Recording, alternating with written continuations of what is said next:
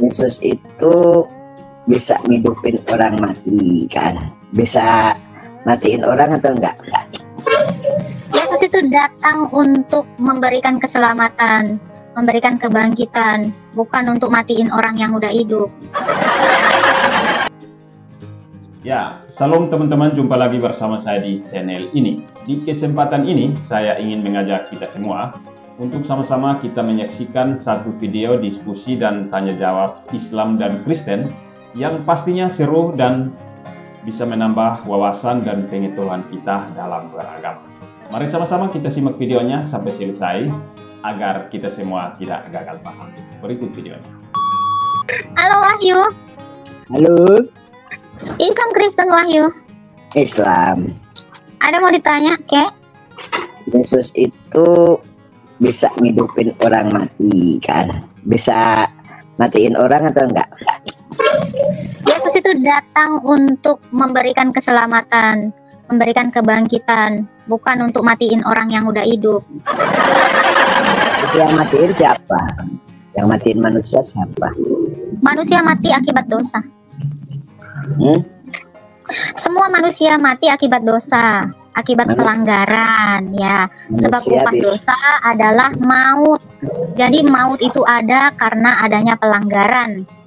Jadi nggak ada istilah cabut-cabut, karena fitrahnya manusia itu diciptakan itu untuk hidup, bukan untuk mati. Hehehe. Oh, ada ketawa. Ada yang mau ditanya, Kek? Ada, ya kan lagi mau nanya nih. Kan Yesus juga mati juga. Berarti Yesus dosa dong. Yesus itu mati oleh sebab kehendaknya sendiri. Dia mati bukan karena dosa. Karena di dalam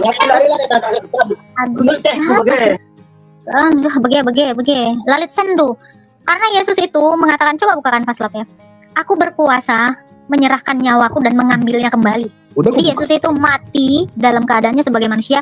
Dia menitipkan nyawanya kepada Sang Bapa, memberikan nyawanya kepada Sang Bapa untuk mengambilnya kembali. Nah ini, Bapa mengasihi aku oleh karena aku memberikan nyawaku untuk menerimanya kembali, ya. Tidak seorang pun mengambilnya daripadaku. Berarti dosa itu tidak mengambilnya daripadanya. Kenapa? Karena dia tidak berbuat dosa. Nanti kita tunjukkan ayatnya, ya. Melainkan aku memberinya menurut kehendakku. Jadi dia mati atas kehendaknya sendiri. Aku berkuasa memberikannya dan berkuasa mengambilnya kembali. Inilah tugas yang kuterima dari Bapa. Terus sekarang. Oke, coba bukakan ayat yang tadi itu. Tahu. Udah percaya udah. Terus udah percaya tapi masih nyembah Allah lain, Allah berhala. Gini, sekarang begini kata lu itu orang mati itu karena dosa, ya kan? Dalilnya mana? Orang mati karena dosa adalah maut. Coba carikan pasal. Ini dia dalil tidak berdosa, ya. Sabar ini saya kasih tahu. Sebab imam besar yang kita punya bukanlah imam besar yang tidak turut merasakan kelemahan-kelemahan kita, sebaliknya dia dicobai hanya tidak berbuat dosa. Jadi coba carikan pasal. Upah dosa adalah maut. Nih, jadi maut atau kematian itu adalah upah dari dosa. Kematian Kristus tidak sama seperti kemanusiaan manusia yang lainnya. Kenapa? Karena manusia dari tanah dan berakhir menjadi debu dan tanah. Tetapi apa yang terjadi pada Yesus? Yesus tidak menjadi debu dan tanah. Oke, sebab upah dosa ialah maut, tetapi karunia Allah ialah hidup kekal dalam Kristus Yesus Tuhan kita. Karena Yesus itu adalah sang hidup tuh. Nah, jadi nggak mungkin sang hidup itu mati oleh sebab dosa. Dia mati atas kehendaknya sendiri. Ada yang mau kutanyakan, Kakek? Silakan, Kakek. Kakek cabul. Jadi gini, kamu bilang orang mati karena dosa, dalilnya mana? Ya itu tadi, upah dosa. Astaga rabun. Ya Allah, ya Tuhan, Kakek Sugiono, wajarlah kau baru persekian menit yang lalu. Sebab upah dosa ialah maut. Jadi maut itu terjadi karena upah dari dosa. Kalau kau berbuat dosa, upahmu adalah maut. Oke, thank you Fasla. Pegal pula kau menunjukkan nama si kakek ini. Apalagi Kak kurang-kurang? Nggak logis itu, nggak logis. Orang mati karena dosa itu dari. Oke. Kalau kamu tidak logis tidak apa-apa. Sekarang saya tanya, kenapa Adam mati? Kenapa? Apa penyebab Adam mati? Ya mati karena penyakit, karena tua, karena Jawaban utama. Di mana dalilnya? Ada mati karena penyakit karena Tuhan. Nggak pakai dalil-dalilan, nggak pakai dalil. Itu baru asumsi. Kalau kamu bilang dataku nggak masuk akal, lebih nggak masuk akal, omong kosong tahu.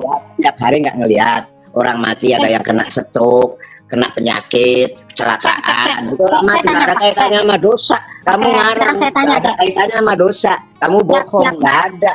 Kamu tuh bohong. Anggaplah kayak yang kopi kita ya. Sekarang saya tanya kayak gantian ya. Ya. Sekarang saya tanya kayak, ya nggak apa-apa. Kita mari pakai logika ya kayak ya. Sabar kayak. Oke, sekarang saya tanya kayak, Allah itu maha kuasa nggak kayak? Kayak, aku tanya Allah ke itu kamu. maha kuasa nggak? Allahmu itu maha kuasa nggak? Aku nggak ngomongin Allah kok. Aku tadi nanyain Yesus itu maha kuasa apa enggak? Sekarang saya tanya gantian kayak, kira-kira Allah udah pernah bikin siapa? Kamu jawab dulu dong. Kamu turun kau, kakek budak udah dijawab. Goblok banget ya sumpah.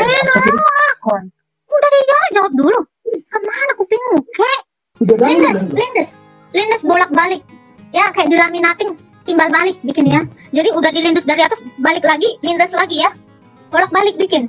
Ya, di situ tambahin ya, timpa pakai batu ya, kayak Rasulullah kan ditimpa pakai batu tuh, nah itu aja. Kayak fotokopi rangkap 2 ya, depan belakang. Nah, lindes rangkap 2.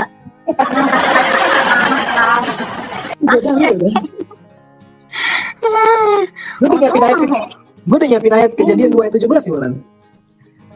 Kau harusnya siapkan hadis lah. Adam ditetapkan mati. Naik oke. Hadisku belum keluar kek. Oi. Udah sekarat ya di bawah, udah sakaratul maut. Hoirul, halo Hoirul. ya, Shalom Hoirul, gimana kabarnya? puji Tuhan baik. Wih, Kristen. Oh sih. Astagfirullah. Si Hoirul teman kemarin apa namanya? Aneh-aneh. Tak apa Kak Queen. Apa? Halo Kak Queen. Kenapa saya naik nih? Saya pun tak tahu. Apa boleh jadi ini Kak Ros? Orang tak kira ke naik ke roomku? Apalah? Hah? Tak jelas korang. Tap-tap jer kat bawah, ya? Ya. Kakek tadi udah dibuang ke neraka kah? Tak lagi buang neraka. Cepatnya siksa sampai bila-bila. Bila-bila apa tak bila-bila? Sampai kapanpun. Oh, mampus. Jadi kan bila nak makan, kapan nak makan gitu. Jadi sampai kapanpun ada batas. Thank you ya Hambang, ditunggu pausnya. Bayi yang mati karena dosa apa? Bayi yang mati oleh sebab orang tuanya. Ya teman-teman sekalian, demikian video diskusi ini, semoga menambah iman dan wawasan kita. Di dalam Yohanes 10 ayat 17 dan 18 dikatakan, Bapa mengasihi aku karena aku memberikan nyawaku untuk menerimanya kembali. Dan ayatnya yang ke-18, tidak seorang pun mengambilnya daripadaku, melainkan aku memberikannya menurut kemauanku sendiri. Aku berkuasa memberikannya dan berkuasa mengambilnya kembali. Inilah tugas yang kuterima dari Bapakku. Dan di dalam Lukas 23 ayat 46 dikatakan, lalu Yesus berseru dengan suara nyaring, "Ya Bapa, ke dalam tanganmu kuserahkan nyawaku." Dan sesudah berkata demikian, ia menyerahkan nyawanya. Ya teman-teman sekalian, ayat-ayat ini sangat jelas ya, sudah menjawab tuntas pertanyaan dari Bapak Islam tadi ya. Hanya saja Bapak Islamnya yang kurang paham dan nggak ngerti ya. Atau memang dia pura-pura budek. Ya, jadi harapan saya Bapak Islam ini baca ulang-ulang ayat ini ya. Baca ulang-ulang ayat-ayat ini. Pahami baik-baik. Saya yakin Bapak akan murka setelah mengerti betul-betul. Ya teman-teman sekalian, demikian video ini. Semoga bermanfaat. Tuhan Yesus memberkati. Shalom.